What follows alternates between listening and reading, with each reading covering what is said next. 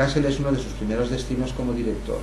Y empezó ya de muy joven, a los 20 y pocos, dirigiendo, creo que en Gilau también, es un pueblo donde vivían de pequeños, está dirigiendo la orquesta municipal, que había una también, me lo he citado, y poco después pasó a una ciudad de mayor importancia, después a otra, es decir, su fama creció muy rápidamente, porque era muy bueno, tenía una mano muy precisa, movía a la gente, y en 5 o 6 pasos, es decir, después llegó a Praga, creo, después a Hamburgo, ahora lo veremos, y después directamente a Viena. En 5 o 6 saltos, en los primeros años de su carrera, se plantó en el puesto más codiciado de la época. Aquí, por ejemplo, estamos un año después, estamos en el Teatro Alemán de Praga, lo dirige Angelo Neumann, que es este. Esto es una caricatura, pero hecha por Caruso. Está firmada por Enrico Caruso, lo veremos al final también, porque cuando Mahler va al Metropolitan de Nueva York, bueno, va en temporada. Cuando es invierno, va a la temporada de ópera, y esto se encuentra como en todas partes. Temporada de ópera o de ballet, y después el resto del año vuelve a Europa. Pues cuando llega allí, Caruso ya lleva unos años yendo y viniendo, él y muchos cantantes y músicos europeos, que allí hay unos circuitos muy vastos. Dicho de paso, y por si se me olvida también, la primera vez que se vendió 1 millón de copias en la historia del disco fue un aria grabada por Caruso. Esto es un poco después, tienen cosas de esas en el programa. Pues aquí tenemos como segundo director, no como titular, pero le llama Destrozón. Es decir, es como que tú te lo has preparado bien, pero pones a un tío, un suplente ahí un rato, y con ensayar y te desmonta todo aquello. En fin, opiniones, cosas vederes, Sancho, decían antes también. Aquí tenemos al titular, que en el año siguiente, esto es un ejemplo, tiene tantas bajas, está tantos tiempos de bajas, que al final del año, perdón, 2 años después, en 1887, pero esto ya venía de antes, Mahler, cuando vean GM es porque lo abrevié, en todas las planchas puse GM para que cupiera mejor, llega a dirigir 234 representaciones, que se dice pronto, de 54 obras diferentes. En tiempos, yo cuando tocaba en orquestas, a veces hacíamos giras por ahí con la compañía lírica, me corrí toda España, nos pagaban, en fin, fue bueno aquello. Pero a veces hacíamos el día que hacías 2 sesiones, había un rato entre sesiones, acababas matado. El director no te quiero ni decir, porque los que tocamos todavía contamos algún compás, simulamos un poco, pero el otro está ahí al pie del cañón, bueno, al pie del cañón no, y antes, y dirige la escena, y dirige el coro, una cosa sorprendente. O sea, casi que trabajo, si quitas los sábados y domingos, pues todos los días. Una actividad, claro, ¿cuándo iba a componer? Lo mismo le pasa después, y cuando llega allí, ¿no? Tiene tanto trabajo como director, es tan bueno, y le reclaman de tantas partes, que solo puede componer, claro, y no compone ciclos de canciones, sino que le da por componer. Eso es otra acusación, otra crítica que se le suele hacer, y él y otros se defendían así, les decían, es que hiperorquestas, le decían a Mahler continuamente. Era como el mega... Es verdad, sus obras se estiran muchísimo, hay una cantidad de timbres, pero él se defendía así, decía, es que claro, los auditorios de ahora no son los de los tiempos de Beethoven. Ahora verán algunas fotos, decía, aquí tenemos una nave donde caben 10.000 personas, y aquello decía, tendré que llenar esto de sonidos. Después veremos algún ejemplo. 2 años después, bueno, al año siguiente de esa actividad frenética, dimite en Leipzig también, y justo al poco después le llaman de la ópera de Budapest y nuevo contrato. Es decir, no pasan 2 meses, cuando a veces cambia inmediatamente, lo deja hoy o se pelea hoy con el de un teatro, al día siguiente ya está contratado en otro de más prestigio incluso. Aquí tenemos un ejemplo, por ejemplo, el 20 de noviembre estrena su primera sinfonía y sorprende al público. Ahí ya se le echan cara a la crítica, ¿no? Le dicen, es que claro, es lo que hacía, reproducía fielmente, pues como ahora se hacen algunas óperas, no sé si lo han visto, a veces hay una banda o un grupo de músicos que toca detrás de los decorados y hace, pues si es una escena callejera, por ejemplo, en pasacalle, pues en vez de tocar la orquesta, contratan a 4 o 5 músicos, no se les ve y tocan como desde el fondo, pues cosas así. Es decir, toman música popular de la calle, o canción, lo que sea, los quintos, los mozos, cuando son llamados a filas, ese tipo de ambientes musicales, y tal cual, es decir, no hace, que también lo hace, las escuelas nacionalistas ya saben cómo funcionaban. Falla, toma folclore castellano y lo orquesta, pero claro, lo transforma y hace lo que le place a él. El único que quizá no lo transforme tanto, lo deje más en crudo, pudiera ser Bartók, y tampoco, porque también hace todo lo que quiere. Es decir, no es que haga exactamente lo que hacen los cinco o los nacionalistas españoles, sino que él hace su música, súper tonal, porque es el más tonal de todos los románticos, pero mete ambientes musicales de su tiempo, tal cual suenan, sin arreglarlos. Y ya de entrada ya se le... Esta foto es una excursión de la orquesta de la ópera de Haas, y Mahler está aquí, este es Mahler. Pocas mujeres había, Era una época en que creo que las mujeres no tuvieron alma hasta poco antes de que muriera en Occidente. No, decíamos que no votaban tampoco, y en fin. Ah, perdón, he dicho este, no, este es Mahler. Se me ha parecido este de aquí. Aquí tenemos a la Filarmónica, no la de la ópera, la Filarmónica, porque ahora veremos también unas fotos, muy pocas, en 1900, 11 años antes de morir, cuando está de titular en Viena, él va a la Exposición Universal. Vimos aquí vimos algunos cuadros de que era una exposición universal. Ah, por cierto, les he dicho que la clase de Apología de las Máquinas ya está en la red, y esa sí es tema de examen. Si quieren luego me dicen, les muestro. O si se teclea Apología de las Máquinas sale, o sea que no hay... Pero también está a trocitos, para que en los trocitos se ven los temas, se ve un poco el índice y uno puede escoger. Pues fueron en 1900 a la Exposición Universal de París, y fue con esta orquesta, es decir, no fue con la de la Filarmónica, fue un bolo. Fueron 5 conciertos, después saldrá, no me quiero anticipar. Estamos ahora, aquí tiene, debe tener aquí 31 años, en que hemos avanzado bastante. Empieza a dirigir los 18 más o menos por ahí, y va a pasar en pocos años, avanza, todavía no ha llegado a Viena. Este es el conde Zichy, que era un aristócrata y también muy metido en el mundo de la ópera y de los teatros, igual que la familia de Wagner. La familia de Wagner, sus antepasados también, llevaba varias generaciones dedicadas desde tiempos del barroco a la gestión de teatros, de conciertos y de óperas. Zichy, como ven, aquí está Liszt, este es Liszt, que en tiempos de Mahler en efecto era ya un abuelete, o sea, sigue con sus pelos largos pero perfectamente blancos, es anciano, creo que es más mayor que Wagner incluso. Mientras que el conde Zichy es un joven en estos tiempos, pero le nombran administrador, y no le parecía bien, porque Mahler programaba a Brunner, pero también a Wagner. Wagnerianos eran todos. Y de modo que empieza pues lo de siempre, el puteo, ¿no? Esas cosas sencillas que no existen, pero que a veces, pues puñetitas, un día vas, no puedes esto, el otro no tiene los atributos puestos, o por cualquier tontería te llaman cosas. Y la cosa iba viciándose hasta que un día llega en mayo y tiene el despacho cerrado, su propio despacho. Mahler no puede entrar y dice que eso es violación de contrato y que se lo deja. Inmediatamente, es decir, en cuanto se entera, no recuerdo, tengo las fechas por ahí. Ah, por cierto, que no me olvide, aquí hay un cuaderno también, un dossier sobre la obra y la vida de Mahler, que preparé hace 3 años también, por si le quise dar un vistazo.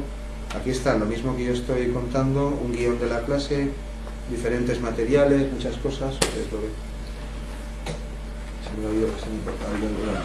Es decir, inmediatamente, que no recuerdo la fecha, pero será el mismo día o el día, en cuanto se entera, oye, que Mahler ya no está allí, rápidamente lo contrata como director de la orquesta del Teatro Municipal en Hamburgo. Es decir, cada vez la ciudad nunca es un paso atrás, sino es varios pasos adelante. Aquí está con unas amigas de su hermana, sin más, la foto no tiene más pretensión. Yo no puedo hablar aquí de la familia, hay mucha tela en la biografía. También tiene un hermano que se suicida. Bueno, fueron creo que 11 y solo sobrevivieron 5.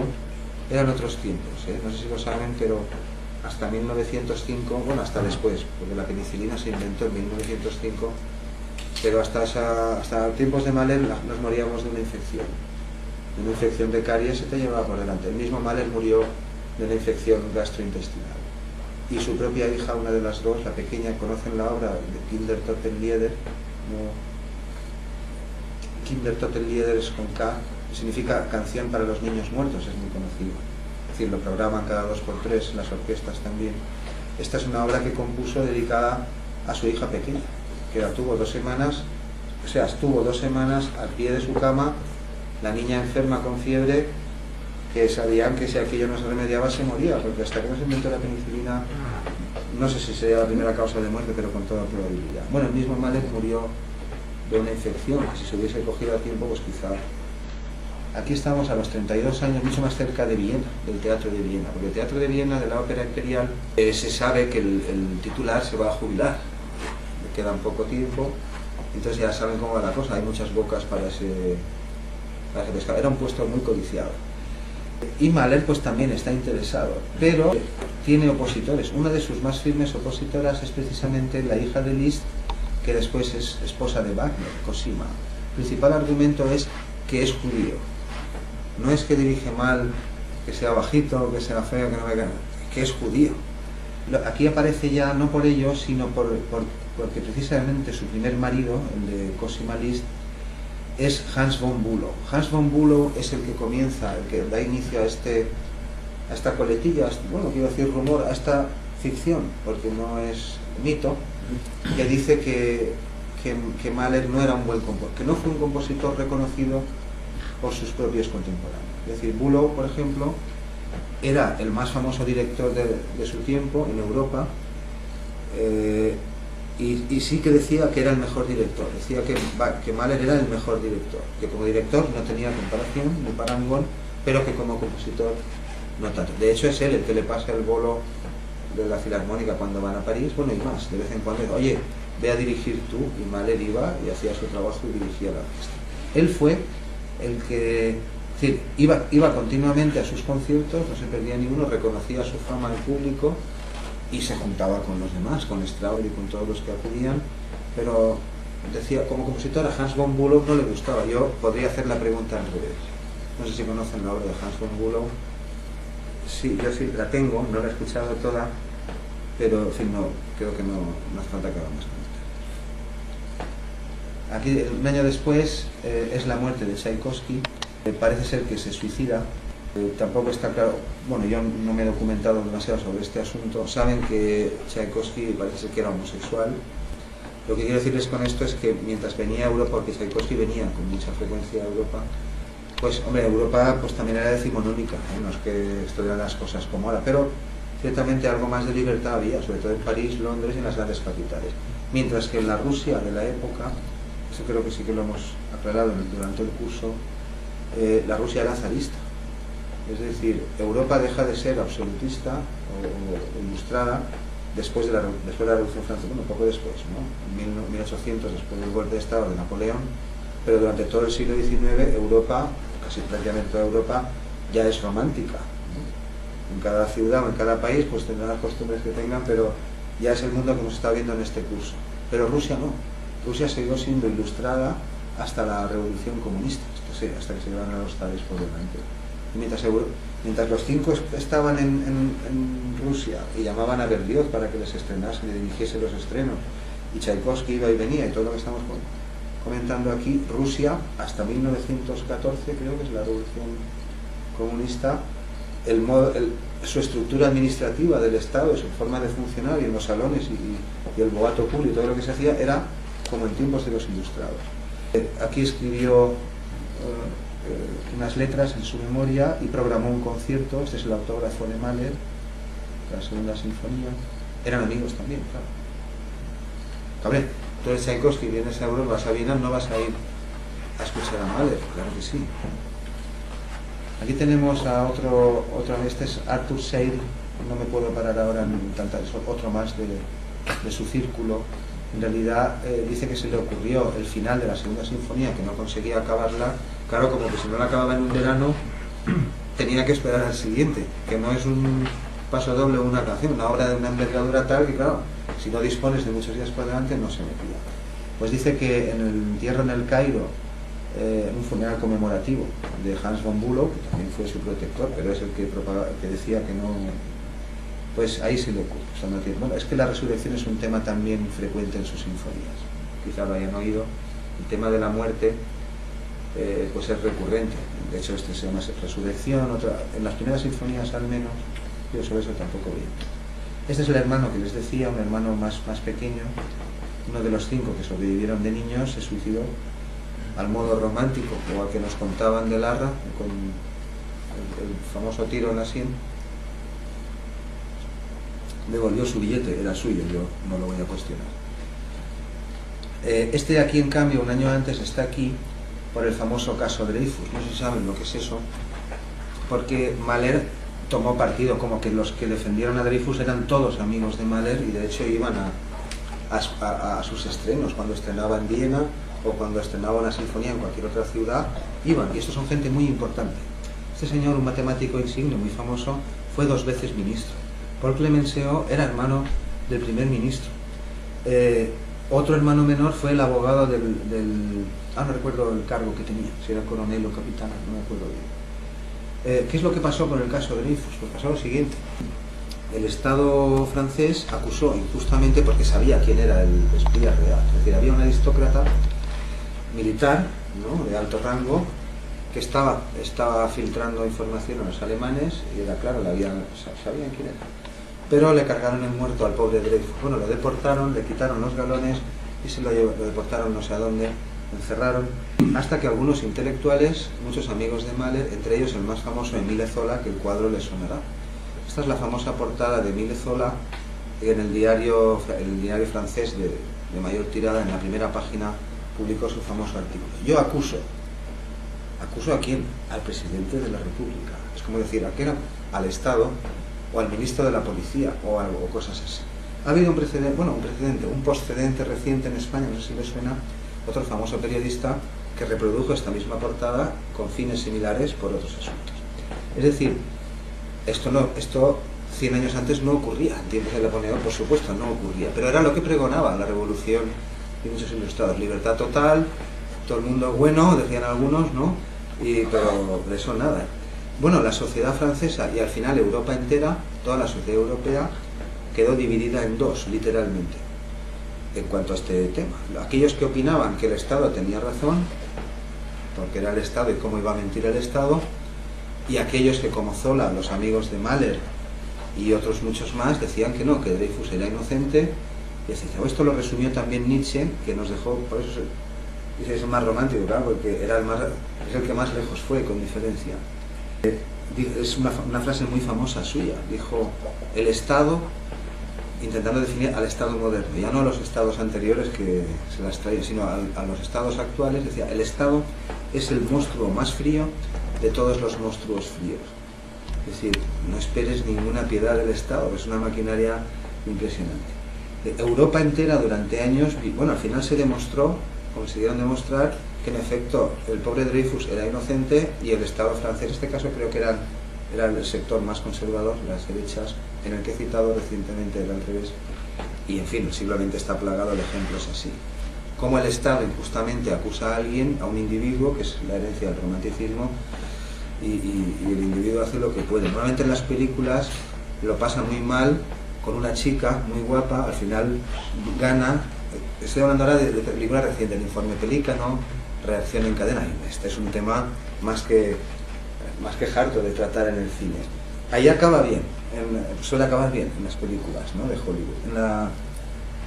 Bueno, al final fue restituido, le devolvieron su cargo, sus honores, pero en fin, el asunto trajo tela y mostró claramente a la sociedad europea cómo la opinión prefabricada, el cuarto poder que veíamos aquí, y yo les decía: ¿es poder o no es poder? Si yo puedo poner 50.000 ejemplares de verdades como puños o mentiras como catedrales, es seducción. Es decir, si puedo engañar o marear o distraer mientras yo hago mis negocios, pues claro que es poder. Asistió asombrada al poder de la prensa, y en este caso pues desentrañaron el asunto. Aquí Zola les hago observar lo que ya deben saber. Al fondo una japonería, es decir, todos se hacían pintar así, un japonés de estos, un samurái no es, otra cosa. Y este de aquí es un cuadro de Hokusai, creo que los llegamos a ver un día, el de los pajaritos y eso.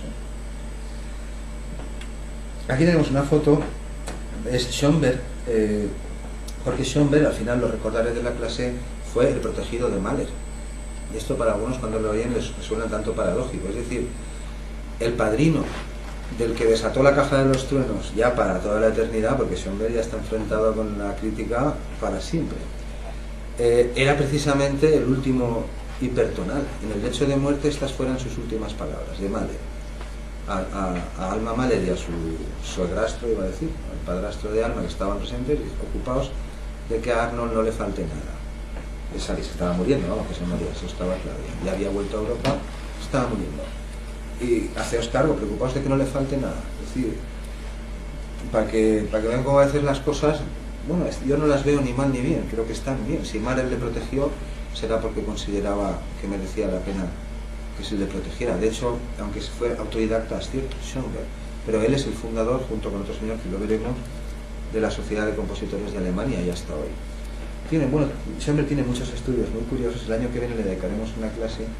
Analizó la ofrenda musical, tiene muchos enredos por ahí, la serie armónica y cosas de estética también vienen de él. La foto es para que vean que están de guasa, ¿eh? Es decir, son amigos, son músicos todos, claro, pero oye, Schoenberg sabe tocar el cello, porque muchas veces se hace retratar, incluso algún autorretrato que él sabía tocar el cello, pero no está tocando el cello, mira cómo agarra el mástil.